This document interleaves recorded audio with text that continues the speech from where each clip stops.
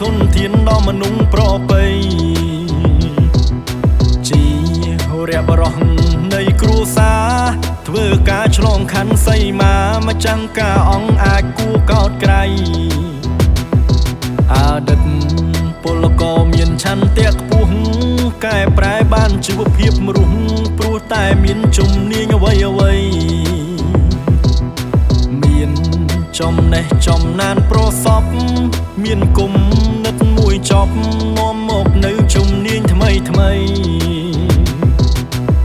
ស្រឡាញ់ពលករចូលស្រុកសុទ្ធតែមានបទពិសោធន៍ធ្វើការស្មោះត្រង់មិនលំមិនមែនឆោតឥតពាន់នៅត្រណោតកែប្រែជំនាញថ្មីថែមបទពិសោធន៍ចិត្តច្បាស់ចូលរួមអភិវឌ្ឍស្វាគមន៍អតីតពលករស្មោះសរនៅជំនាញចំណេះជាជ័យមោទនៈកុសោដំពលករមានចិត្តអំណត់ហើយនឹងអត់ធន់ព្រោះធ្លាប់ឆ្លងកាត់ការងារមានភាពចាស់ទុំ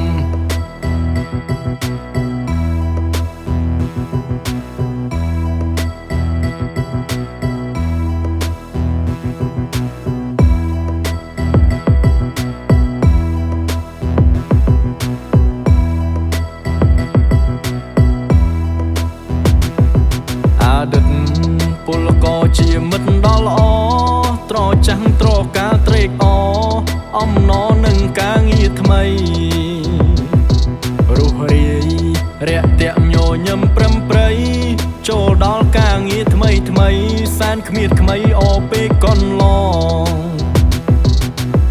សាទរពលករទើបចូលធ្វើការគ្រប់ប្រានទាំងនៅក្នុងរោងចក្រនិងក្នុងការដ្ឋានយើងរាប់អានគ្នាដោយភាពស្មោះស្ម័គ្រកម្មករគ្រប់អ្នកស្រឡាញ់អ្នកដែលចូលថ្មីខ្ញុំច្រៀងរៀបរាប់ពាក្យនេះចេញពីចិត្តពិតជាស្រឡាញ់អាណិតមេត្រីចំពោះពលករក្មេងចាស់ប្រុសស្រីព្រោះយល់គិតថាវាគឺជានិស្ស័យដែលបានចូលរួមពោពេញដោយអត្ថន័យ